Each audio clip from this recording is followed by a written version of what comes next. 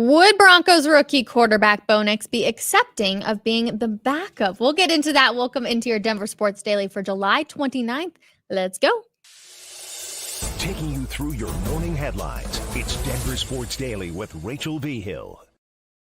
The quarterback battle continues to heat up between three quarterbacks. Usually you see a 50-50 split, but we have three quarterbacks. You got Zach Wilson, Bo Nix, and Jarrett Stidham all competing for the number one spot. And while it does seem like Sean Payton has an idea of which two to go to the 50-50 battle, there is a lot of talk still about if we're going to see all three quarterbacks this upcoming week of training camp. The players are in pads today. Things start to amp up a little bit, but Bo Nix was asked if he would be accepting of being the backup on Saturday, and his answer, well, it was very, very good. Take a listen. Well, I don't know if I have a choice on that one, if I accept it or not. If I want to stick around, I better accept it. But I also don't necessarily want to become complacent and say, you know what, it's my rookie year. I'm okay with sitting back and hanging out and learning. I have full confidence and trust in these coaches and this team. They'll play me when I'm ready, and I'm going to do my best to get ready. And so that's all I can do. But I also think you owe it and respect the other guys who are in the competition. They also want to be the starter too, and they also, are going to have to accept what happens. So it's not an easy thing, but at the same time, we're all mature and we've all been here, done that before. And so whatever they decide, that's what we're going with. But we're all just giving it our best right now. That's a very wise answer from a rookie quarterback, and it kind of shows how his maturity, obviously, during his college years has definitely helped him advance to this part right now. But also, what is he going to say? No, I'm not going to be a backup quarterback. Whatever Sean Payton decides is wrong. It was a smart, wise answer from him, but I like that he talks about not becoming complacent and being willing to sit in his rookie year. I saw one of the comments that came in and said, I could see him being okay with sitting behind Stidham for at least half of the year, but then it'll be his time to shine. I think Bo Nix wants to go out there and get the starting job. And with the way they're looking right now, Stidham does have a slight, and when I say slight, I literally mean like a hair, like an inch more of a productive training camp. Maybe that's the word I want to use over Stidham or over Bo Nix, excuse me. So, but they're like neck and neck. I feel like they look pretty much the same. We've seen Bo Nix go out there and throw an interception. That was on Saturday. And it was like, how do you even handle those type of situations? And he goes, it's the same as a touchdown. You go out there and you do the next play. And that maturity, I think, can really help him out through this entire training camp debate and competition and what it's going to look like. And I'm really excited to see who ends up coming out on top of it all in week one in Seattle, because it's going to be a next 3 weeks of a lot of this back and forth debate. And right now, I would say Jarrett Stidham's number one, Bo Nix number two, Zach Wilson number three. And I'm going to be fascinated if at the end of this week, Sean Payton decides to take the quarterback competition down from 3 quarterbacks to 2 quarterbacks. But also at the end of this week, some exciting stuff, because it is the day that all Denver Bronco fans have been waiting for, and it's almost here, myself included. The Broncos are going to celebrate Throwback Day on Saturday, August 3rd, with the release of the 1977 jerseys and merchandise. Before the NFL draft in late April, the Broncos announced the throwback jerseys would be returning this year. They're bringing back the D and the legacy blue helmets that they haven't worn in over 20 years this season, and fans are in love with the look, myself included. I think they look so sick. They are so fun to be able to look at. I mean, seriously, this orange is electric. I love the blue color as well. The classics are back. So this uniform combination they wore from 1968 through 1996, but the Broncos haven't worn these jerseys and the iconic helmet since Thanksgiving Day in 2001. So the Broncos will celebrate this look during Alumni Week in early October against the Las Vegas Raiders. And the Broncos will don this iconic uniform as they celebrate Randy Gradishar going into the Pro Football Hall of Fame, which is very exciting. That day, they're also going to be honoring Steve Foley and Riley Odoms by inducting them into the Ring of Fame. So that day is going to be really exciting when the Raiders come into town, but also just to celebrate 3 iconic legends here in the Mile High City that have donned the orange and blue. Now, if you're wanting to get your hands on those really sick jerseys, one, my best advice, show up early, because the Broncos team store is going to be opening at 10 a.m. on Saturday, where these throwback jerseys and merchandise will be available. Fans in attendance for training camp can gain entry to the team store at Broncos Park, powered by Common Spirit, with a valid practice ticket. So my best advice is, even though it says it opens at 10, I'd get there really early because I have a feeling that these suckers are going to sell out super duper quick. And if you're not going to be out at Broncos Park, then I would recommend heading down to Empower Field at Mile High and trying to get into that team store when it is open. I do not know the hours for that, but like I said, definitely go really early because they're going to sell out super duper quick. Like I mentioned earlier, the pads are coming on today. Things really start to ramp up, but unfortunately, we will not be seeing anything out of Brandon Jones for the next 2 weeks. Now, why? Sean Payton has an update for you. Was Brandon Jones kept out for precautionary reasons? Yeah, no, listen, he's going to be probably a week to 2 weeks with a hamstring, and we're just going to be smart with his recovery. So he's someone that he'll attack the rehab real quick, but I think 2 weeks would be realistic. We'll hopefully see Brandon Jones out on the field sooner rather than later, and rehab will go super smooth. But why didn't Garrett Bowles hold out when looking for a contract extension? His contract is coming up, and much like a lot of players around the NFL, even Cortland Sutton, they're wanting to get that contract extension locked in. Well, Garrett Bowles just loves being a Denver Broncos, and he says the front office knows that to be true. Take a listen. Another day, another dollar. Speaking of that, Mike Cliss, here we go. 1 year left on your contract, no guarantee. You decided to participate, no OTAs, camp, all that kind of stuff. Where are you at? What your thoughts are on your contract situation? This team counts on me, so anytime that we have voluntary or team meetings or whatever it is, I want to be the first one there. I love this city. I love this organization. I'm going to play my whole career here. The front office knows that. They know I want to be a Bronco for life. And so, my family's here, established here. We love it here. We don't want to go anywhere else. So my job is just to play good football. And, the ball's in, the organization, the ball's in their court. So I just got to do my job and the rest will take care of it. So.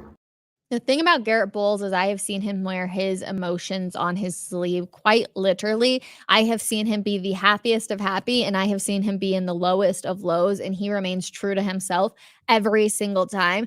But I have the utmost respect for Garrett Bowles on the fact that he says, these guys need me to be out here. They need me to play my best football. And whatever's going to happen in the front office, they know I want to be a Denver Bronco.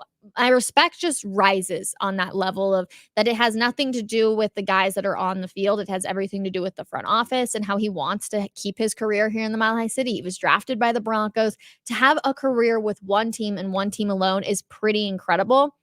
My only question would be to Garrett Bowles is, if you could go win a Super Bowl ring somewhere else, would you want to leave? Or does being in the Mile High City mean that much to you?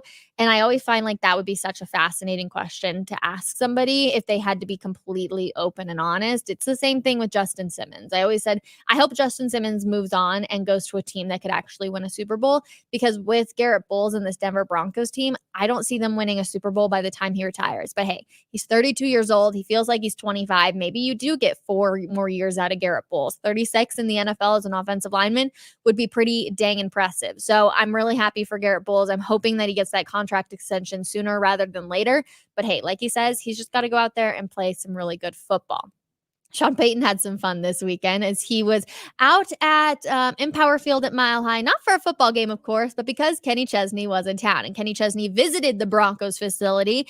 First of all, I love that they gave him a nice little helmet. I also did not realize how small Kenny Chesney actually is. He is, in fact, a pretty tiny dude, but hey, he's able to bounce around the stage, and he always heads out and works out at Broncos Park. So really, really cool. I love that he broke down the team one of the days, had a blast visiting the Denver Broncos training camp day to hang out with one of my best friends in the world, head coach Sean Payton. So here I am thinking, okay, maybe Sean is going to go out to Kenny Chesney and hang out with them. But when asked about it, he gave a funny story about how one time Kenny Chesney was in town. I believe they were like at a game. I don't remember the exact place and location, but he said a bunch of players missed bed checks and they all got fines for $1,600 that they had to pay. And one of the guys like led a bunch of the team and was just like, you know what, we're going to pay it. We're going to go. And Sean Payton goes, luckily for me, the guys are off on Sunday because Kenny Chesney was, of course, in town on Saturday. But I didn't see any players out there at Kenny Chesney. I might have just missed it. But Sean Payton, in fact, was out there and came out on stage. Take a listen. It's a little loud, though.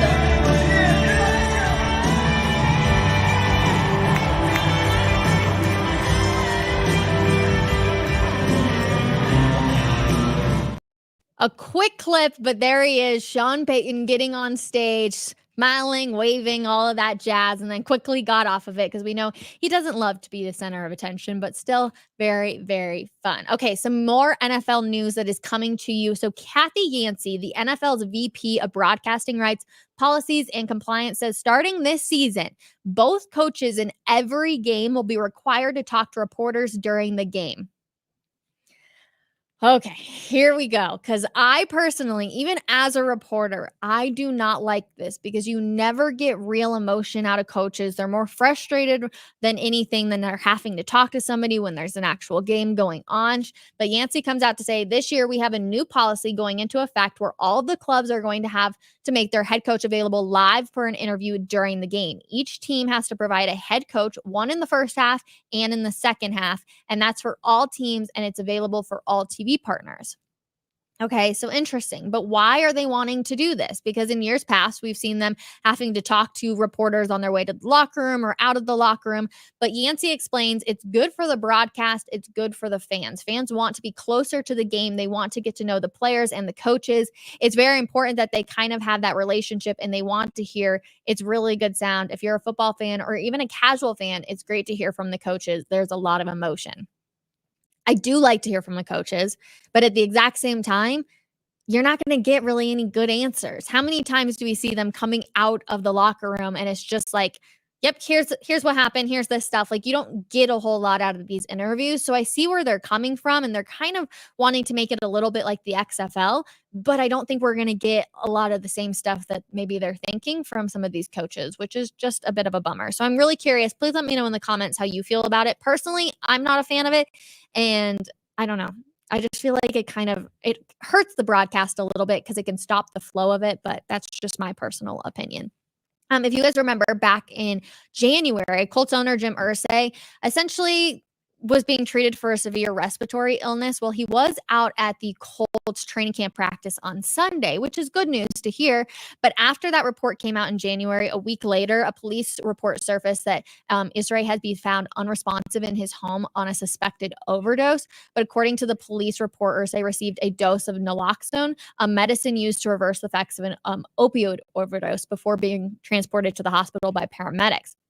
Now, Irsay said he still plans to attend next week's Pro Football Hall of Fame induction ceremony where he is scheduled to present former Colts great Dwight Freeney, but he's also probably going to have to use a wheelchair to get around while in Canton. So just a little bit of an update on this. It's hard to believe that we heard the story back in January, but I know a lot of people actually, just around the NFL, the news tends to get around, and it's nice to be able to see when people are able to, kind of bounce back a little bit in this sense. So we obviously wish him and his family well, and we're happy to see that he's back out at training camp. Now, we will move on to the Olympics because I know everybody was up nice and early yesterday being able to watch a ton of stuff, but just a few updates for you.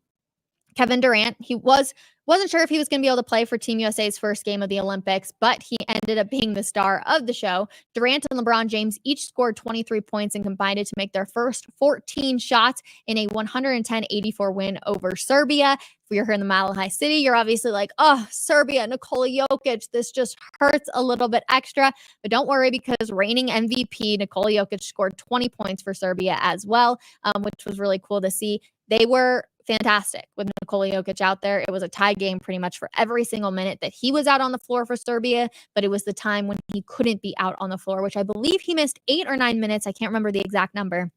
But essentially, that's what killed them and ultimately ended up with them losing to the USA. But for the USA, the next game they've got will be South Sudan on Wednesday. And then we've also got the women's national team when it comes to soccer because they defeated Germany 4-1 in a dominant showing on Sunday afternoon in the group stage of the 2024 Paris Olympics. Head coach Emma Hayes was quite pleased with the showing, calling it a mature performance, which I would have to agree. She also praised their attack, which yielded 4 goals during the match, saying, I think we really were absolutely devastating when we needed to be. So now what's the medal count when you look at what's going on? Well, China all of a sudden has just risen to the top with 5 gold medals, US down there at 3, but with the total 12 total medals out there. So they still lead in that front, but the fact that China's just out here with 4 gold medals, you're like, all right, well, US is going to have to do some serious moves. Of course, I'm always paying attention to swimming and gymnastics. I even watched surfing yesterday, which was definitely a unique one for me. So yeah, it's been fun to watch all the Olympics, though. Even though late at night, I'm obviously like, oh, there's like nothing news going on because it's 2 a.m. in the morning there, but waking up early and seeing all of the highlights and stuff has been really, really cool. Okay. Let's see. Comments. I mentioned this one earlier, but I bet Bo would be okay with being a backup for Stiddy for part of the season, but I doubt it would be for the entire year. I agree with you. We will see Bo Nix start at some point. I still am on the train that he's going to start week 1 in Seattle, but we'll see. Let's see. Nix will not be the backup. The odds he is not the week 1 starter are extremely low. Stidham is a known entity. If Payton felt like he was a starter, Denver would not have gone out and acquired 2 new QBs. Amen to that, Mike. I 100% agree with you. But I do think in Sean Payton's eyes, it's not who's going to, win the season, but who's going to win each game leading up to it. So I think in Sean Payton's eyes, it's 100% about who is going to win week 1 in Seattle. And if that's Bo Nix or it's Jared Stidham, I totally think it could be either one, and we could see a bit of a flip-flop. So, yeah, we'll see. Good morning, Rachel. I would like to see more of Pookie and how he's doing as well as Dulcich. Am I missing the Pookie one? Maybe I am. Let me know who you're talking about. I feel like maybe it's just going over my head right now. The pads will separate the men and the boys. Indeed, this is when stuff gets really serious. I'm so pumped to get out of practice today. It's going to be a blast. I'll have your full report on Coffee Break tomorrow morning, so definitely make sure you head on out there and chill. Oh, Javonte Williams, Pookie. Okay, I didn't realize he had a nickname like that. I've been loving watching Javonte. He's been so much fun. He's been so entertaining. His speed is back. We're going to see with the pads on how he's looking like, but really, really pumped for that. But you guys, that's going to do it for your Denver Sports Daily today. Thank you so much for hanging out with me for the last 18 minutes or so. And we will see you guys on, it's Merrilat Monday. So James Merrilat will be with me. You never know what hot take he's going to have. So we will be there on Coffee Break, 12 p.m. Come hang out with us, and we'll see you guys later.